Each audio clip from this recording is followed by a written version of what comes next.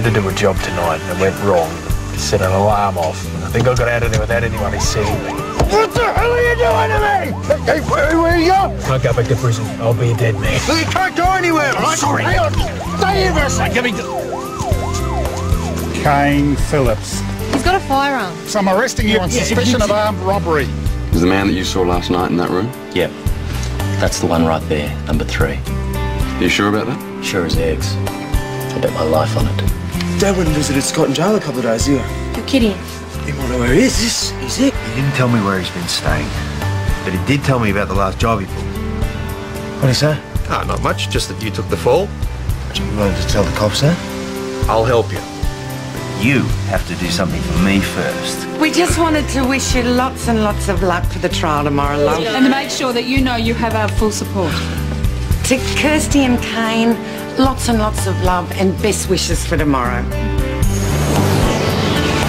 You know we belong together, you and I forever and ever. No matter where you are, you're my guiding star. Hold me in your arms, don't let me go. I want to stay forever, closer each day, home and away. Crown will present an eyewitness who saw the defendant fleeing the scene of the crime. Senior Constable Harper will describe how he caught Mr. Phillips with the money and the weapon in his possession.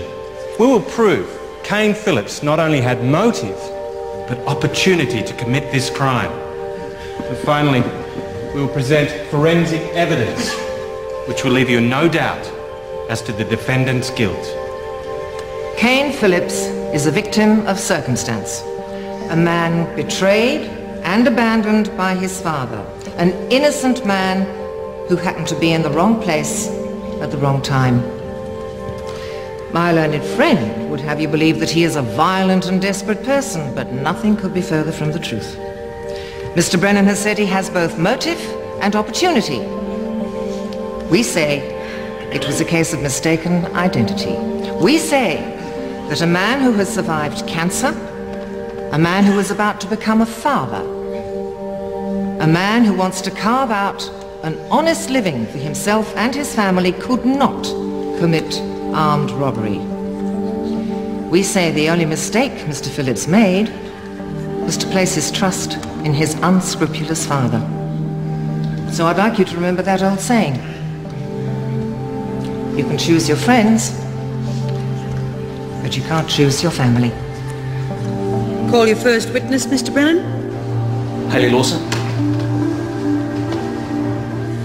I'd come in to collect the morning's banking when Kane asked for some extra shifts at the bar. Do you know why Mr. Phillips wanted the extra shifts?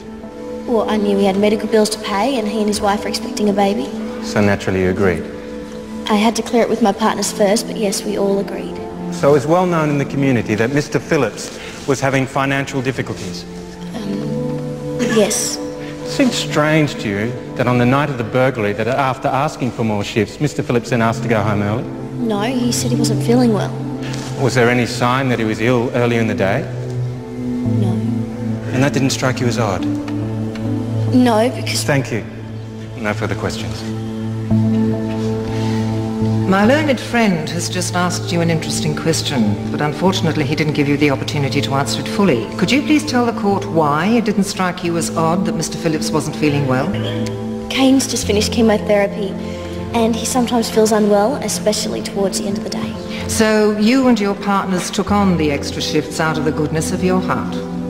No, we all feel sorry for Kane, but none of us had any doubt he'd put in 100%. So you'd say Mr. Phillips is a trustworthy person? Absolutely. Thank you. Well, all in all, I thought today went pretty well. Yeah, considering I was scared to death. Hi, Els, you did great.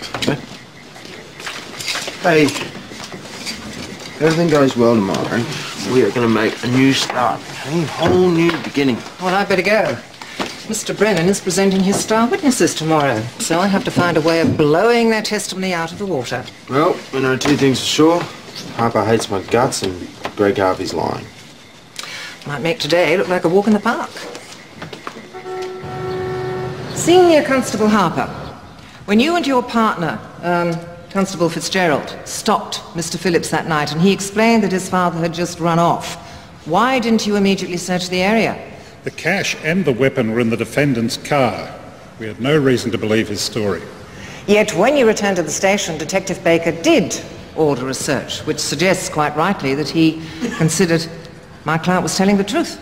The officers didn't find anything. Hardly surprising. It was an hour and a half later. He could have been halfway to New Zealand by then. Call your next witness, Mr. Brennan. Gregory John Harvey. He came rushing out of the scrub with a bag in his hand. He ran into the phone booth, made a call. Then he hopped into a blue Skyline station wagon and he drove off. You gave a description to the police. Then you later identified the defendant in a lineup. Do you still believe Kane Phillips was the man you saw that night? I do. Thank you. No further questions. Mr. Harvey, you said your car broke down near the industrial estate that night. That's right. I pulled over to check the engine. Did you ask for any road assistance? No.